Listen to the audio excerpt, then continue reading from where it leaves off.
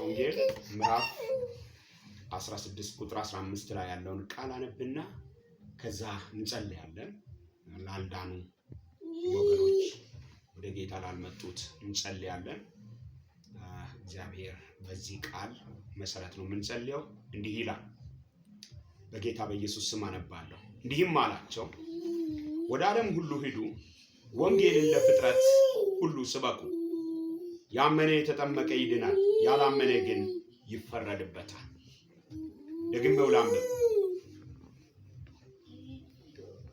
ወደ ዓለም ሁሉ ሂዱ፣ ወንጌልን ለፍጥረት ሁሉ ስበኩ። ያመነ የተጠመቀ ይድናል፣ ያላመነ ግን ይፈረድበታል። እንግዲህ ይሄ ቃል ያላመነ ሰው ፍርድ እንደሚያገኝ ያመነ እንደሚድን ይናገራል። ስለዚህ ብዙ ያላመኑ ሰዎች በዚህ ምድር ላይ አሉ፣ በሀገራችን ላይ አሉ። ስለዚህ እነዚህ ሰዎች መዳን ግድ አለባቸው። ስለዚህ ለነሱ መጸለይ አለብን። እንደገናም ደግሞ ወንጌል ማድረስ ግዴታ አለብን።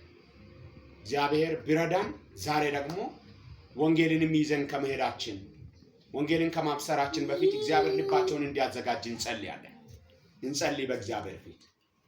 እግዚአብሔር አምላካችን እግዚአብሔር አባታችን ሆይ በጌታ በኢየሱስ ስም እናመሰግናለን። እኛ ደግሞ በክርስቶስ ኢየሱስ በማመን የዘላለም ሕይወትን ያገኘን ብርሃን የበራልን በብዙ ጨለማው ስላሉት ደግሞ ልንጸልይ ግዴታ አለብንና እግዚአብሔር አምላክ ሆይ በኢትዮጵያ ሰሜናዊ ክፍል፣ በትግራይ፣ በኤርትራ፣ በወሎ፣ በደሴ እግዚአብሔር አምላክ ሆይ በጎጃም፣ በጎንደር፣ በተለያዩ አካባቢዎች ባላማጣ ብዙ ያልዳኑ ሰዎች አሉ። እንደውም በደቡብ፣ በምስራቅ፣ በምዕራብ በብዙ ስርዓት ውስጥ ያሉ ሰዎች አሉ። እግዚአብሔር አምላክ ሆይ ለወንጌል ልባቸው እንዲከፈት እንጸልያለን። አእምሮአቸው እንዲበራ እንጸልያለን።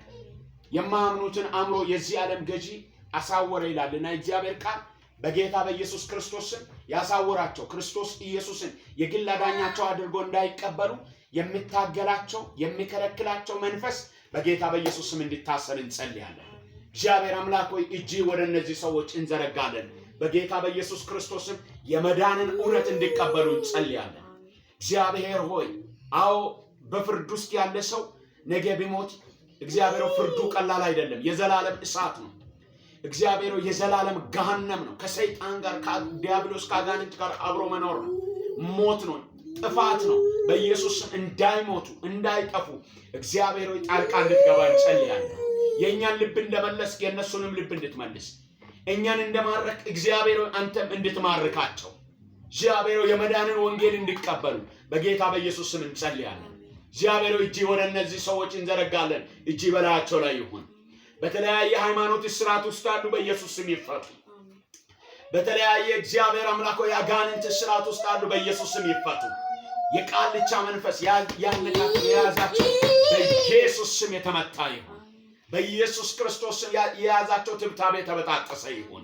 እግዚአብሔር ሆይ በኢየሱስ ክርስቶስ ስም መልካሙን ዜና ይሄንን የምስራቹን እንዲሰሙ በኢየሱስ ስም በሮች እንዲከፈቱ እንጸልያለን። በዛ ሀገር በዛ አካባቢ ያለ ጦርነት እንዲቆም ሰላም እንዲመጣ እግዚአብሔር በየዳር ድንበር በየአፋር በተለያየ ቦታ ላይ ያሉትን እግዚአብሔር ለወንጌል በር እንዲከፈትላቸው በኢየሱስ ስም እንጸልያለን።